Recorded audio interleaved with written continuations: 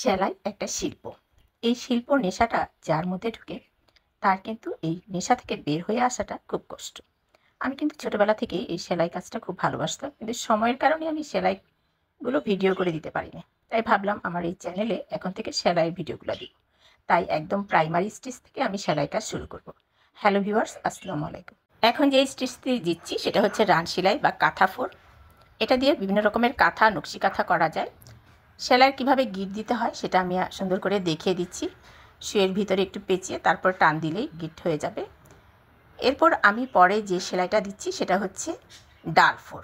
এটা আমরা গাছের ডালপালা দিয়ে থাকি। যে কোনো বড় ছোট গাছের ডাল যদি ব্যবহার করতে চাই তাহলে এই সেলাইটা দিয়ে আমরা নকশা বা সেলাই করে নিতে পারি। সেলাই ফোরগুলো বুঝিয়ে দেওয়ার কিন্তু কিছুই নেই, একটু মনোযোগ সহকারে দেখলেই কিন্তু করে নিতে পারবেন।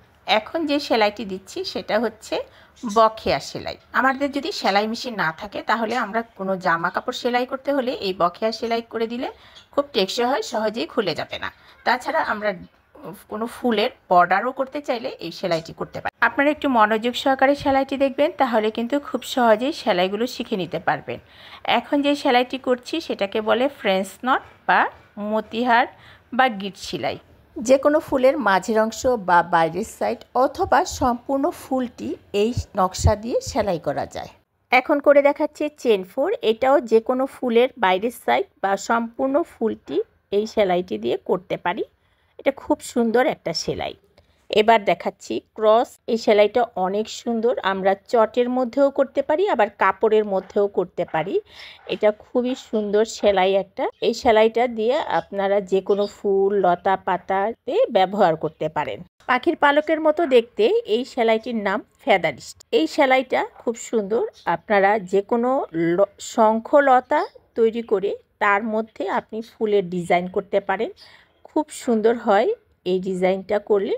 ওড়না বা শাড়ির আঁচলেও করতে পারেন। আশা করি আজকের ভিডিওটি আপনাদের উপকারে আসবে। আর যদি ভালো লেগে থাকে আমার এই ভিডিওটি অবশ্যই কমেন্টস করে জানাবেন। আর নতুন কোনো সেলাই যদি শিখতে চান তাহলে কোন সেলাইটা শিখালে আপনাদের উপকার হবে আমাকে কমেন্টস করে জানাতে পারেন। তাহলে ধন্যবাদ। আজকে সবাই ভালো থাকুন। আল্লাহ হাফেজ।